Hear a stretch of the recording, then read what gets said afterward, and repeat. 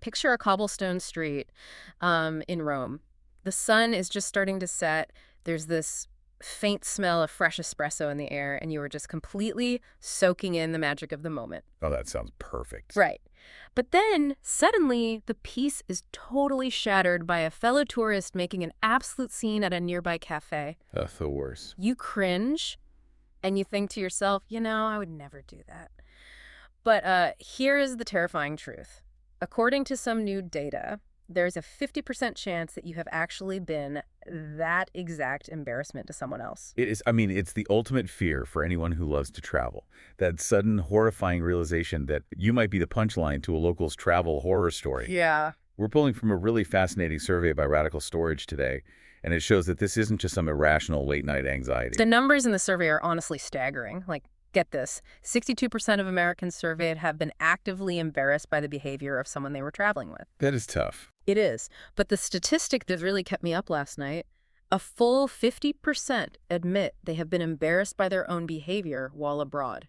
Half of us. Which really reframes the entire conversation, doesn't it? Totally. We aren't just talking about a few, malicious people intentionally causing trouble in foreign countries. We're looking at widespread accidental rudeness. Yeah, people who generally mean well. Exactly. People who mean well, but are somehow missing these crucial cultural cues the second they cross a border. Okay, let's unpack this. Because it is so incredibly easy to commit a faux pas when you are in that hazy, carefree vacation mode. Oh, for sure. So the mission for our deep dive today is to really get into the weeds on this. We want to identify the specific behaviors that create the dreaded, rude tourist stereotype, figure out the single root cause behind all of them, and most importantly, give you, the listener, the actual tools to avoid accidental international embarrassment. Right. So where do we even start with fixing something that's so deeply ingrained in how we travel? Well, we have to start by looking at the psychological root of why these behaviors happen in the first place. Okay. Before we get into the specific things people do wrong, we really need to understand the mindset shift that occurs when we go on vacation. In the materials we're looking at today, etiquette expert Liza Mirza Grottts. Right, the author of A Traveler's Passport to Etiquette in a Post-Pandemic World. That's the one. She identifies the absolute worst travel behavior. It's basically the core seed from which all other travel sins grow. Ooh, let me guess. Is it taking your iPad to the beach and playing movies at full volume? Because that drives me absolutely crazy. As annoying as that is, Grottts says the root cause goes much deeper. She calls it being unaware in shared spaces. Unaware in shared spaces. Yeah. It is the act of making yourself the main character in every single scenario, whether you are in an airport or a hotel lobby, a crowded restaurant, a museum. It's that complete disregard for the local environment and the people who actually live there. Ah, so it is main character syndrome on a global scale. Exactly. And the danger of that syndrome is that it is a fundamental failure of empathy. It's a failure to recognize that the beautiful, exotic tourist destination you're visiting is actually someone else's mundane, everyday reality. It's their commute to work, their quick grocery run, their local neighborhood. Right. When you operate with a lack of consideration in those shared spaces, you inherently come across as rude. Every other major faux pas we are going to discuss today stems directly from this one specific mindset. Believing the world is just a backdrop for your vacation. Exactly. I hear that, but I have to push back a little bit here. Okay, go for it. Think about it from the traveler's perspective. When you save up for a trip for 5 years, you meticulously plan every single detail, you finally take the time off work. Isn't it kind of natural to feel like it is your special moment? It is a huge, rare milestone for you. It is a milestone for you, yes. Definitely. But the psychological trap is assuming that because the moment is special to you, the physical space you are occupying to celebrate it somehow belongs to you. Oh, wow. Okay, it makes me think of a theater production. How so? Well, traveling with that main character mindset is like walking onto a live theater stage right in the middle of a play. You just wander around the set, treating the working actors like they are just props for your personal selfie. Right. Completely ignoring the fact that they have a job to do, a script to follow, and lives outside of your photo op. You think the stage was built for your entertainment, but there is actually a whole production happening around you that has nothing to do with you. That is a perfect analogy. You are stepping onto their stage. And if you truly believe you are the star of the show in a foreign country, you naturally expect the supporting cast, the locals, to cater to your script. And that entitlement leads directly to the first major behavioral misstep, right? Yes. Expecting everyone to speak your language. Oh, man. This is a big one. And it is, so physically uncomfortable to witness in person. It really is. Дэниела Ggrainger, the founder of Ranking Atlas, makes a really poignant observation about this dynamic. What does he say? He notes that when you simply assume everyone will speak English, the message you are silently sending to the local person is that their language, their culture, and their home simply isn't worth 5 minutes of your time on Google Translate. Ouch. When you frame it like that, it sounds incredibly arrogant. It's basically saying your entire cultural history isn't worth a quick app download to me. Exactly. Grainger actually grew up in multiple countries, so he has watched this play out globally. He specifically mentions observing American tourists walking into a quiet shop in Prague or a busy, chaotic market in Ho Chi Minh City. And what do? They just start speaking English at full volume, at full speed. And when the local shop owner inevitably doesn't understand this rapid-fire English, the tourist just gets louder. Yes. It's an aggressive response to a situation they themselves created. They are entirely unaware in that shared space. When you just speak louder English to a confused shopkeeper, it's like going to a foreign website and aggressively clicking your mouse harder and harder instead of just hitting the translate button. Oh, that's exactly it. Volume doesn't rewrite the code. Right. You are just wearing out your mouse and annoying everyone in the room. So true. So how do you hit the translate button in real life? Grainger says the fix is incredibly simple, but entirely transformative. Learn a few local phrases. Right. He points out that offering a clumsy xin chào, which is hello in Vietnam, or a totally butchered dobry den good day in Prague, completely changes the dynamic. It does. It shifts you from being that entitled tourist extracting an experience to being a guest showing respect. Because it requires vulnerability. You are acknowledging their reality and showing that you are the guest on their stage. Exactly. But that entitlement of expecting your own language doesn't stop at words. It bleeds into expecting the physical comforts and the social volumes of your home country to just magically follow you wherever you go. Yes, which brings us to the concept of taking up space, both audibly and physically. Right. When you refuse to adapt to the local environment, you basically force the environment to adapt to you. I'll admit I am completely guilty of the audible part of this. Really? Oh, yeah. The sources had some sharp insights on complaining. And Mary Jane Kyler, who is an archaeologist and a tour leader, pointed out how unbelievably rude it is to loudly complain in public spaces about how the local offerings don't match your hometown. Yes. I have definitely fallen into the trap of complaining about a 2-hour dinner in Paris, totally forgetting that European dining is intricately designed to be a slow, hours-long social event, not a fast food transaction. It is a perfect example of lacking situational awareness. Kyler advises that if you absolutely must complain or compare, you save it for private spaces. Keep it in the hotel room. Exactly. Do not sit in a beautiful, authentic trattoria in Rome and loudly announce that the pasta isn't as good as the chain restaurant back in Ohio. Please don't. Do not stand on a stunning, rugged coastline in Greece and complain that the beaches in Florida have softer sand. The locals take immense pride in that food and that coastline. But wait, isn't noticing the differences between cultures the whole point of travel? If we just pretend everything is exactly the same, why even leave home? Where exactly is the line between making a valid cultural observation and just being a complaining, rude tourist? This raises a really important question, and the distinction really lies in your intention and your volume. Okay. Observation is internalizing a difference, reflecting on it, and appreciating the variety. Complaining is broadcasting your dissatisfaction that the world does not cater to your specific preferences. Got it. And volume is the dead giveaway here. Brooke Morrison, a travel expert known as Jet Set Brooke, has a brilliant rule of thumb. If you are the loudest person in the room, you're usually the rude one. The loudest person in the room is the rude one. That is such a good anchor to keep in mind, especially for Americans, because our baseline cultural volume is just generally higher. It is. And in many countries, quieter public behavior isn't just a personal preference. It is the absolute cultural norm. Right. Morrison points to countries like Japan, Finland, Korea, and Switzerland. Let's look at Japan, for instance. The culture places a massive emphasis on the concept of wa, which translates to social harmony and peaceful unity. Right, so public spaces are shared sanctuaries. Exactly. If you bring a booming, boisterous energy onto a quiet train in Kyoto, you aren't just being annoying. You are actively disrupting the cultural fabric of harmony. You are forcing your cultural volume onto their shared space. So the fix here is what Liza Mirza Grotts called putting on your situational awareness cap.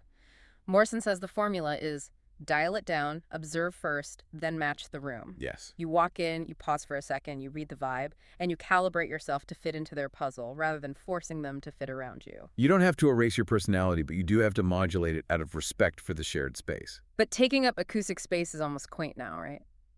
What do you mean? Well, the ultimate way to claim ownership over a space today isn't to talk over it. It is to capture it through a lens. We take their everyday reality and literally crop it to fit our social media grids. Oh, absolutely. The modern urge to turn the entire world into a content machine is perhaps the most pervasive issue we face today. Yeah. It's this constant tension between the desire to capture a memory and the reality of intruding on someone else's sacred everyday life. The sources absolutely acknowledge that it is natural to want to take photos. I mean, if you're seeing baby turtles hatching on a beach in Trinidad, or you are cruising past giant icebergs in the Arctic, or watching this insane cotton candy pink sunset in Thailand, you are going to pull your phone out. Of course you are. Yeah. But Alexandra Dubakova from Free Tour issues a really strong warning about the human element of this. Right. She says that treating everything and everyone as content is deeply disrespectful. Right. She gives a very specific example regarding the Amazigh people in Morocco. The indigenous groups in North Africa, right? Yes. In their culture, discretion and community privacy are highly valued, historically serving as a way to protect their communities from outsiders. Okay. If a tourist walks up and starts photographing a colorful vendor display in the market without asking permission or buying anything, it's considered highly rude. Yeah. You are treating their livelihood, their daily grind, as if it is just a free museum exhibit put on for your amusement. Oh, wow.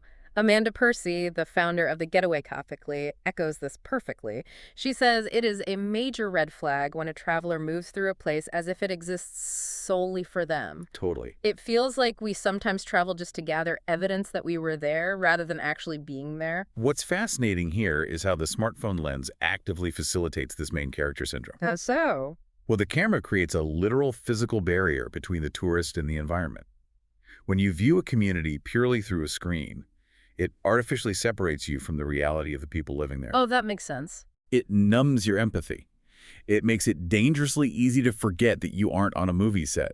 You are standing in someone's home. So the experts recommend putting the camera down and letting the community naturally move around you. Listen to the locals regarding privacy. Because sometimes filming isn't just a cultural faux pas. It can actually be illegal or a major safety issue.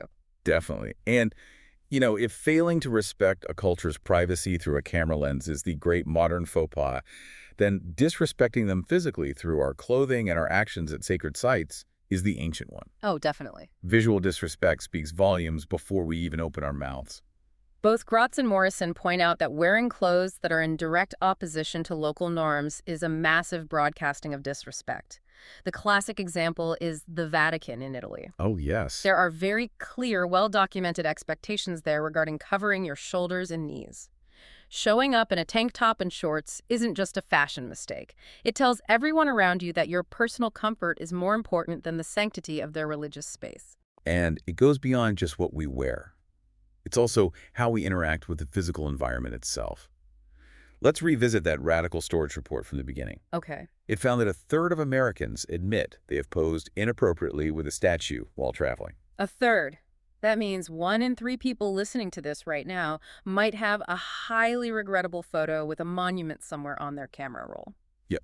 And sometimes this rudeness is entirely unintentional, born from a lack of deep cultural understanding. Like what? A prime example is in Thailand. It is highly offensive to point your feet at a Buddha statue. Which seems completely arbitrary to an outsider until you understand the why behind it. Exactly. In Thai Buddhist culture, the body is viewed as a spiritual hierarchy. The head is the most sacred, elevated part of the body, and the feet, being the lowest point and constantly touching the dirt, are considered physically and spiritually unclean. So when a tired tourist sits down to rest, stretches their legs out, and accidentally points the soles of their feet at a Buddha, they are committing a major offense. It is the cultural equivalent of throwing garbage on an altar. Here's where it gets really interesting, though. It isn't just the obvious grand cathedrals or giant bronze statues you have to watch out for. Yeah. The sources bring up outdoor sites that might not even look sacred to an untrained tourist eye. For example, in Hawaii, you might be hiking and come across a stack of rocks in a clearing. Right. To a visitor, it just looks like nature. You might think it is a cool place to take a picture, or maybe you even want to add your own rock to the pile. But doing so would be a profound violation. Because that stack of rocks could actually be a he, which is an ancient traditional Hawaiian temple or shrine. Oh, wow. Yeah, in Hawaiian culture, these sites possess mana or spiritual power. Moving rocks, walking on them, or leaving trash isn't just messing with nature. It is desecrating a deeply sacred cultural artifact. Which highlights exactly why research is non-negotiable. You cannot rely solely on your own cultural assumptions to tell you what is or isn't sacred. So true. You have to investigate dress codes and behavioral norms not just for the country, but for specific regions. Clothing norms in a cosmopolitan capital city are often vastly different from a rural village or a specific religious compound. So the fix here is to err heavily on the side of respect.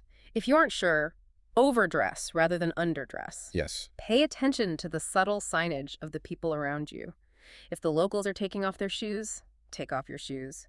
If they are speaking in whispers, lower your voice. And if you are out in nature, stick strictly to the trails, never remove rocks, and never leave rubbish. It all returns to Grotts's initial diagnosis. If the disease is being unaware in shared spaces, the ultimate antidote to the rude American stereotype is essentially a heavy, deliberate dose of awareness and gratitude. One of the most practical pieces of advice from the sources to help cultivate that deep awareness is to hire a licensed local guide. Oh, that's a great idea. When you spend actual time with someone who intimately knows a place, who can explain the history of the heiau, the spiritual hierarchy of the Buddha, and the daily realities of the market, it completely shatters that artificial tourist bubble. Definitely. You stop seeing the destination as a playground and start seeing it as a living, breathing community. Mary Jane Kyler also offers a wonderful piece of advice about actively expressing your admiration. Don't just hold your appreciation in. Tell the locals how much you love their host country. I love that. Compliment the food, admire the landscape, praise the architecture. People genuinely love to know that you see the beauty in their home. It flips the entire dynamic from extracting value for your social media feed to adding warmth to their community. It is about being an active participant in a positive exchange rather than a passive consumer of a destination. Liza Mirza Grottts summarized the entire philosophy with one perfect sentence. Just because you're on vacation doesn't mean your manners should take one, too. Manners are the foundation of shared spaces. They do not require a passport to function. So, as we wrap up this deep dive, I want to leave you with something to chew on. We have spent all this time talking about the intense situational awareness, the meticulous research, the deep respect for cultural history, and the modulated volume we are supposed to practice when we travel abroad and step onto someone else's stage. It takes a lot of mental energy to be a good guest. It really does. But here is the question. If traveling abroad forces us to practice hyper-awareness and deep respect for shared spaces, why don't we apply that exact same level of situational awareness to our own local coffee shops, our grocery stores, and our own neighborhoods back home? This raises an important question. Are we accidentally being rude tourists in our own hometowns? Next time you are walking down your own street and you see someone being loud, lacking empathy, and acting like the main character in the grocery checkout line, before you cringe at them, take a breath. Make sure you aren't the one making a scene on your own home stage.